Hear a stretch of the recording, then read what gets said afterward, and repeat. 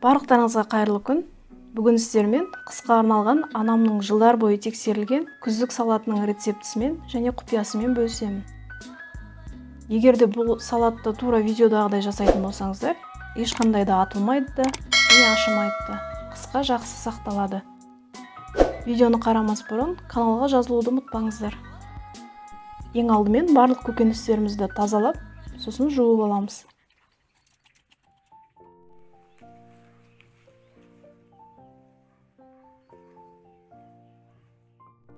Бізге қажет заттар: орам жапырақ, яғни капуста, сосын болгар бұрышы, яғни тәтті бұрыш. Мен қызылын алдым, көгін қолдансаңыздар да болады. Сосын укроп және сельдерей, сарымсақ, яғни чеснок, сосын қызанақ. Қызанақты осылай екіге бөліп аламыз. Сосын егерде аппақ ағаштар болса алып тастаймыз.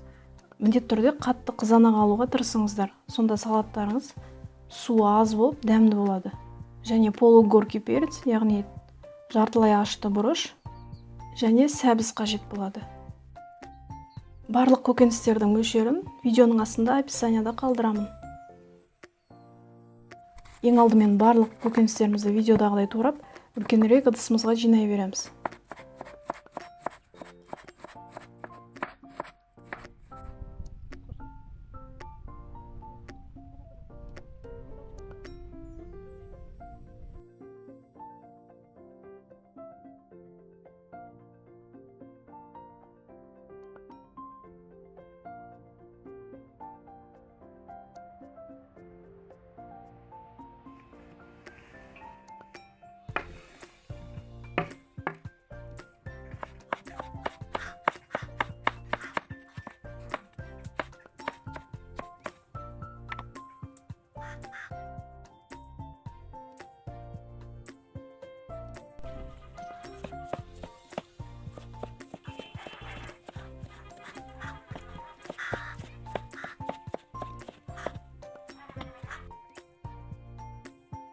Сәбізімізді теркадан өткізіп аламыз.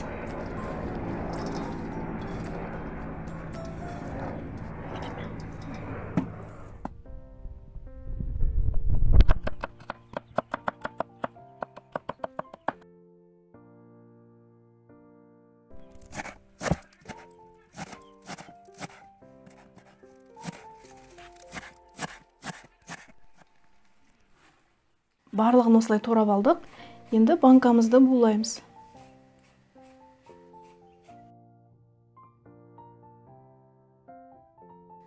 Аспиринімізді осылай үгітіп аламыз.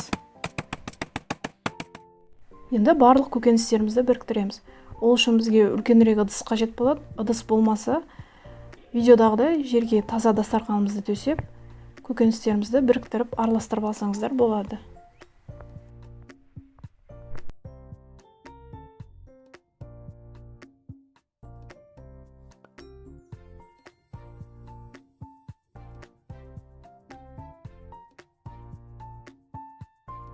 Барлығын араластырып алдық. Енді алдын ала дайындап қойған аспиринімізді қосамыз.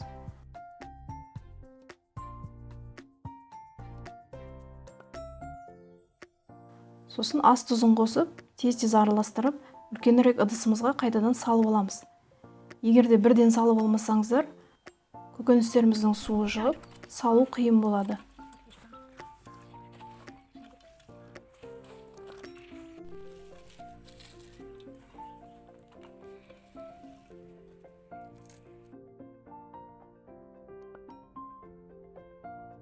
Барлығын осылай ыдысымызға тез-тез салып алдық.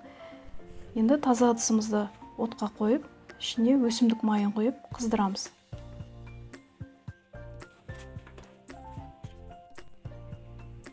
Енді қызған майымызды салатымыздың үстіне құйып шығамыз. Сосын бірден араластырамыз. Енді стерилденген банкамызға салатымызды салып, қолымызбен осылай нығыздап басамыз. Егерде баспасаңыздар, кейін булағаннан кейін салатымыз жарты болып қалады.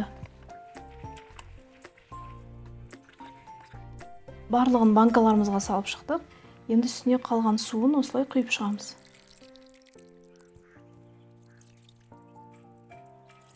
банкамызды булайтын ыдысымызға салып шығамыз. Сосын бетін стерилденген қақпақпен жауып шығамыз.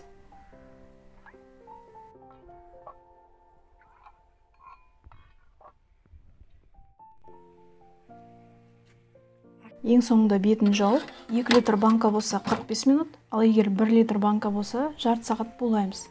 Отымыз міндетті түрде қатты жанып тұру қажет. 45 минуттай буладық. Енді банкаларымызды түсіріп, қақпақтарын 1 минуттай ашып қоямыз. Сосын шетінен қақпағын жауып, арнайы қақпақ жапқышпен осылай жауып шығамыз.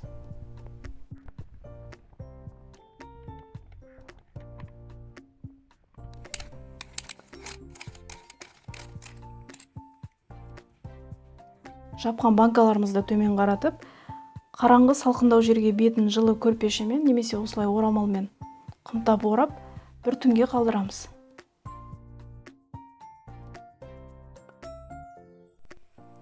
Бір түн өткен соң банкаларымызды қайтадан төңкеріп қоямыз.